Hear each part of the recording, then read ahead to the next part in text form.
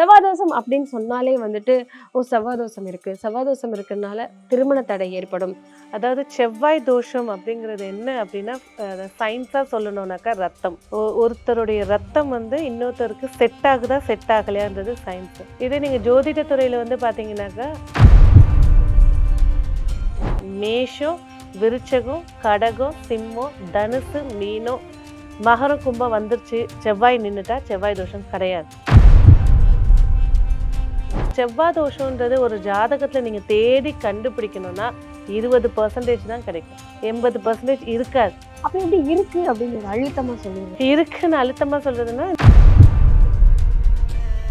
செவ்வாய்க்கிழமை கோயிலுக்கு போங்க, அதுவும் குறிப்பா முருகன் கோயிலுக்கு போங்க. செவ்வாய் தோஷத்திற்கும் முருகனுக்கும் என்ன சம்பந்தம்? செவ்வாய்ன்ற கிரகத்தோட அதிதேவதை வந்து முருகப்பெருமான். அதனாலதான் முருகரை கையில பிடிச்சுக்கிட்டாங்க.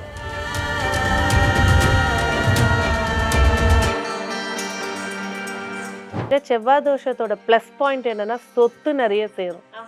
அதான் அதுல இருக்கக்கூடிய பிளஸ் பாயிண்ட். பிரச்சனைகளை ஃபேஸ் பண்ணாலும் சொத்து வேல்யூ ஏறிக்கிட்டே இருக்கும். வணக்கம் மக்களே, ஆன்மீக ஒரு நிகழ்ச்சியில இன்னைக்கு யாரை பார்த்து பேச போறோம்னா டாக்டர் ரேவதி ராஜேஷ் கண்ணா அவங்க கிட்ட நிறைய விஷயங்கள் கேட்டு தெரிஞ்சுக்கலாம். வாங்க. வணக்கம் மேம். வணக்கம். தொடர்ந்து நிறைய விஷயங்கள் மக்களுக்கு ரொம்ப தெளிவா எடுத்து சொல்லிட்டு இருக்கோம். அதுல குறிப்பா எல்லாருக்குமே இருக்கிற ஒரு சந்தேகம் செவ்வாதோஷம். செவ்வாதோஷம் அப்படின்னு சொன்னாலே வந்துட்டு செவ்வாதோஷம் இருக்கு, செவ்வாதோஷம் இருக்கிறதுனால திருமண தடை ஏற்படும். செவ்வாதோஷம் இருக்கிறவங்கள ஒரு மாதிரி தனித்துவமா தனியா வச்சு பார்ப்பாங்க. எது பண்றதுனாலுமே இவங்களுக்கு செட் ஆகுமா, செவ்வாதோஷம் இருக்கிறவங்களுக்கு தான் செவ்வாதோஷக்காரர்களை கல்யாணம் பண்ணி வைக்கணும் அப்படின்னு நிறைய சந்தேகங்கள் இருக்கு. ஸோ செவ்வாதோஷம்னா என்ன அப்படிங்கிறத மக்களுக்கு தெளிவா சொல்லுங்களேன். அதாவது செவ்வாய் தோஷம் அப்படிங்கிறது என்ன அப்படின்னா, சயின்ஸா சொல்லணும்னாக்கா ரத்தம். ஒருத்தருடைய ரத்தம் வந்து இன்னொருத்தருக்கு செட் ஆகுதா செட் ஆகலையான்றது சயின்ஸ். இதே நீங்க ஜோதிட துறையில வந்து பாத்தீங்கன்னாக்கா, இருக்கிறதுலே அதிக வெப்பமான கிரகம் அப்படின்னா செவ்வாய் பகவான்.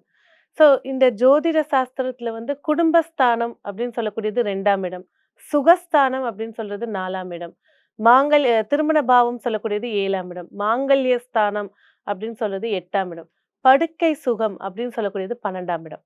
இந்த இடங்கள்ல செவ்வாய்ன்ற வெப்பமான கிரகம் நின்னுச்சுன்னா செவ்வாய் தோஷம். இதான் எல்லா புக்ஸ்லயும் நீங்க எடுத்து பாத்தீங்கன்னா, லக்னத்துக்கு 2, 4, 7, 8, 12 செவ்வாய் நின்னா செவ்வாய் தோஷம். ஆனா இதோட விதிவிலக்குகள் நிறைய இருக்கு. அதாவது வந்து 12 ராசிகள்ல மேஷம், விருச்சகம் செவ்வாயோட வீடு. அப்ப மேஷம், விருச்சகம்னு எடுக்கும்போது தான் வீட்டிலேயே தான் கிரகம் நிற்கும் போது விஷத்தை கக்காது. அதே போல நட்பு வீடு சொல்லக்கூடியது சூரியனும் சந்திரனும். அப்ப சிம்மம், கடகம். அடுத்தது வந்து பாத்தீங்கன்னா, இன்னொரு நட்பு வீடு வந்து குரு பகவான், தனுசு, மீனம். ஸோ செவ்வாய் பகவான் உச்சமடைகிற வீடு வந்து சனி பகவானோட வீடு.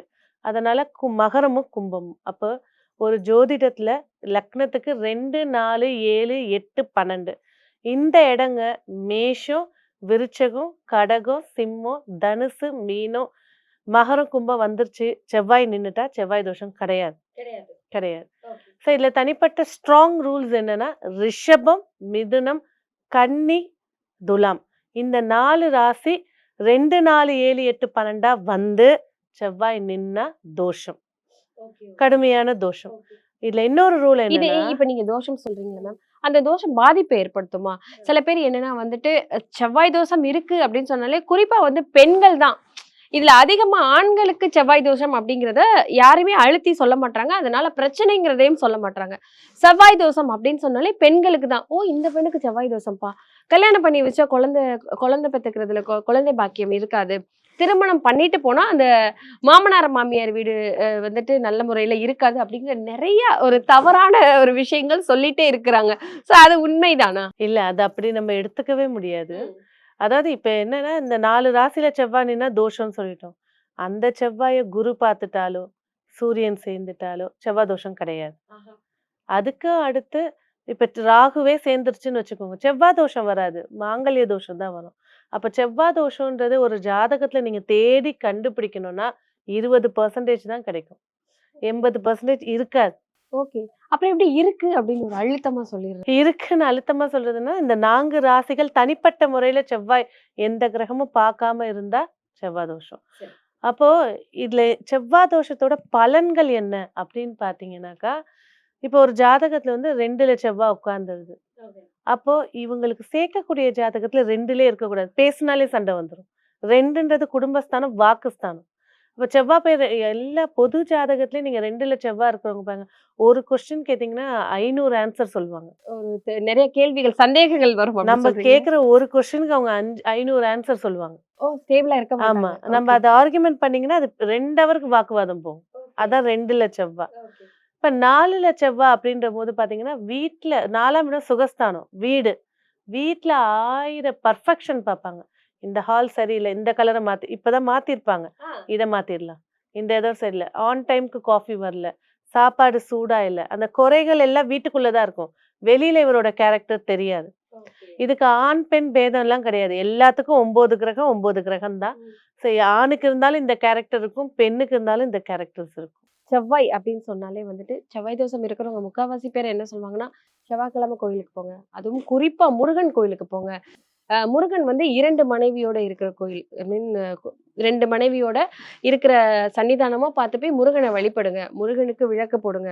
முருகனுக்கு வெற்றிலையில தீபம் ஏற்றுங்க.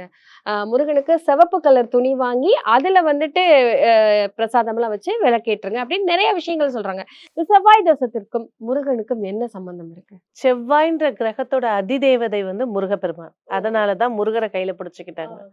ஸோ செவ்வாய்க்கு தோஷத்துக்கு ரெமிடிஸ் அப்படின்னு பார்த்தீங்கன்னாக்கா, செவ்வாய் வந்து உஷ்ணமான கிரகம். இப்பதான் சொன்னேன், வெப்பமான கிரகம். புண்ணிய நதிகள்ல போய் நீராடினாலே செவ்வாய் தோஷத்தோட வெப்பம் குறைய ஆரம்பிச்சிடும். அதுதான் என்ன சொல்லுவாங்கன்னா, தாந்திரிகத்துல என்ன சொல்லுவாங்கன்னா, ஆத்து மணல் எடுத்து தயிர் போட்டு மிக்ஸ் பண்ணி உடம்பு ஃபுல்லா தேய்ச்சிட்டு நின்று அந்த செவ்வாய் பகவானை வழிபாடு பண்ணிட்டு ஆத்துல குளிச்சுட்டு வந்தாலே செவ்வாய் தோஷம் போயிடும். இதுதான் அதுல இருக்கக்கூடிய விஷயமே. ஆனா சின்ன விஷயத்த ஒரு 50லேருந்து 60 வருஷமா இது பெரிய விஷயமாயி நிறைய பேர் திருமண வாழ்க்கையே இல்லாம இருக்காங்க. கல்யாணம் ஆகி போனாலும் உனக்கு செவ்வாய் தோஷம்னு ஒரு மட்டம் தட்டி உட்கார வைக்கிறது, இதெல்லாம் எந்த கிரகமும் தோஷத்தை கக்குதுன்னா அதுக்கு உண்டான சாந்தி பரிகாரங்களும் கண்டிப்பா உண்டு. அதிலே தான் வாழணும்னு எந்த விதியும் கிடையாது. அது விதிய மதியால வெல்லலாம்னு சொல்லும்போது இந்த செவ்வாய் தோஷத்துக்கு என்னென்ன பரிகாரம்? இப்ப 2ல செவ்வாயா ரொம்ப பேசாதீங்க, மௌனமா இருந்துருங்க. 4ல செவ்வாயா பர்ஃபெக்ஷன் பார்க்காத. வீட்ல 10 மணிக்கு சாப்பாடு போடுறாங்கன்னா வாங்கி சாப்பிட்டுட்டு போ. சாப்பிட்டுக்கோ, வாயை மூடிட்டு. 7ஆம் இடத்துல செவ்வாயா ஹஸ்பண்ட் ஒய்ஃப்குள்ள அந்யோன்யமா பேசுற விஷயங்கள குறைச்சுக்கோங்க. 8ல செவ்வாய் ரொம்ப நீட்னஸ் பார்க்காதீங்க. 12ல செவ்வாய் தாம்பத்தியம் பண்ணும்போது தான் அவங்களுக்கு சண்டையே வரும். அப்ப தாம்பத்தியம் வந்து 2 பேருக்கும் மைண்ட் ரிலாக்ஸா இருக்கும்போது பண்ணிக்கிட்டா போதும். இல்லைன்னா பிரச்சனையை ஏற்படுத்திக்கோங்க. இதுதான் அதோட ரெமிடி. இது வாழ்வியல் பரிகாரம். இல்லங்க, வீட்ல உள்ளவங்களுக்கு ஒரு சாந்தி பரிகாரம் பண்ணணும் அப்படின்னா, முருகர் கோயிலுக்கு போங்க. எந்த கோயில் போணும்? திருச்செந்தூர் போணும். கடல்ல போய் குளிச்சுட்டு 4 கிணறுல குளிச்சு அந்த ஈர துணியோட போய் முருகர் முன்னாடி நின்னுட்டாலே எந்த விஷயமும் கிடையாது. இந்த கேள்வி கண்டிப்பா நிறைய பேருக்கு சந்தேகம் இருக்கு. நிறைய பேர் இப்போ அதிகமா வந்துட்டு அரேஞ்ச் மேரேஜோட லவ் மேரேஜ் தான் அதிகமா நடக்குது. கடைசி நேரத்துல பார்க்கும்போது வந்து இந்த பொண்ணுக்கு செவ்வாய் தோஷம் இருக்கு, இல்ல அந்த பையனுக்கு செவ்வாய் தோஷம் இருக்குன்னா, அவங்க திருமணத்துக்குள்ள நிறைய திருமணம் நடக்காம போகலாம். மனதால புடிச்சிருக்கும். இந்த ஜாதகத்தால அவங்க திருமணம் நடக்காம நிறைய தடைகள் வரலாம். சோ இந்த மாதிரி ஒரு பெண்ணுக்கோ, பையனுக்கோ செவ்வாய் தோஷம் இருந்தா கல்யாணம் பண்ணிக்க கூடாதா? அதாவது நான் சொன்ன கான்செப்ட்ல இருந்துச்சுன்னா, அதே ஜாதகத்த பார்த்து சேர்க்கிறது பெஸ்ட்டு. இல்லாத பட்சத்துக்கு இத பத்தி கவலைப்படவே தேவையில்ல. தேவையில்ல. சோ இதனால எந்த பாதிப்புமே ஏற்படாது. கிடையாது. கண்டிப்பா கிடையாது. நிறைய பேரு மூட நம்பிக்கையாக இருக்கலாம். இல்ல சில பேருக்கு ஏதாவது இந்த மாரி நடந்திருக்கலாம். திருமணத்துக்கு அப்புறம் வந்துட்டு என்ன சொல்றாங்கன்னா, ஒண்ணு கணவனுக்கு தாலி பாக்கியம் இருக்காது. பெண்ணுக்கு வந்து தாலி பாக்கியம் இருக்காது. இல்லைன்னா வந்து 2 திருமணம் நடக்கும். அந்த அந்த மாதிரியான விஷயங்கள்லாம் சொல்றாங்க. அதெல்லாம் உண்மைதானா? அதாவது ரஜ்ஜு பொருத்தம்னு ஒண்ணு பார்ப்பாங்க. 10 பொருத்தத்துல. ரஜ்ஜு பொருத்தம்னா என்னன்னா, எல்லாரும் சொல்லுவாங்க தாலி பொருத்தம். மாங்கல்யம் நிக்குமா நிக்காதான்னு. அது கிடையவே கிடையாது. ரஜ்ஜு வந்து பார்த்தீங்கன்னா, ஒவ்வொரு உடல் அங்கத்த சொல்லும். இப்ப அஸ்வினி அப்படின்னா பாத ரஜ்ஜுன்னு தல ரஜ்ஜுன்னு ஸ்டார்ட் ஆகும்.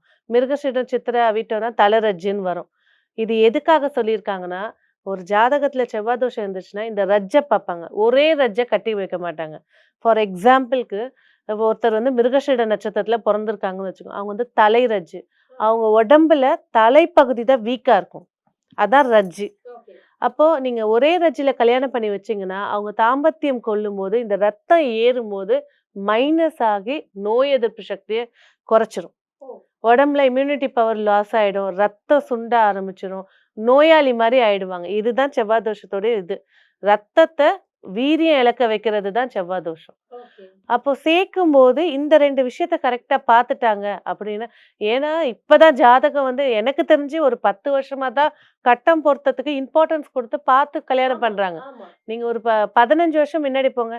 பேர் பொருத்தம் என்ன பேரு? இந்த நட்சத்திரம் இது பொருத்தம் இருக்கு போ. அப்படி சொல்லி கல்யாணம் பண்ணி வாழ்ந்தவங்க நெறைய பேர் இருக்காங்க. அதுலயும் பிரச்சனைய சந்திச்சவங்களும் இருக்காங்க. கண்டிப்பா. செவ்வாய் தோஷம்னா இதுதான் அப்படிங்கிறத ரொம்ப தெளிவா சொல்லியிருக்கீங்க. நெறைய பேர் செவ்வாய் தோஷத்த பார்த்து பயந்துருக்கிறாங்க. திருமணம் பண்ணாமலே செவ்வாய் தோஷம் இருக்கு. அத வெளிய சொன்னாலே ஒரு மாதிரியா நம்மள பார்ப்பாங்க. நெறைய இடத்துல ஒதுக்கி வைப்பாங்க அப்படின்னு சொல்லிட்டு அத வெளிய கூட சொல்லாம, இனிமே நெறைய பேர் வந்துட்டு பெண்கள வீட்ல வச்சுட்டே இருக்கிறாங்க. பசங்களையும் வீட்லயே வச்சுட்டே இருக்கிறாங்க. காலம் தள்ளிக்கிட்டே போகுது. அதெல்லாம் ஒரு விஷயமே கிடையாது. அதை விட செவ்வாய் தோஷத்தோட பிளஸ் பாயிண்ட் என்னன்னா, சொத்து நெறைய சேரும்.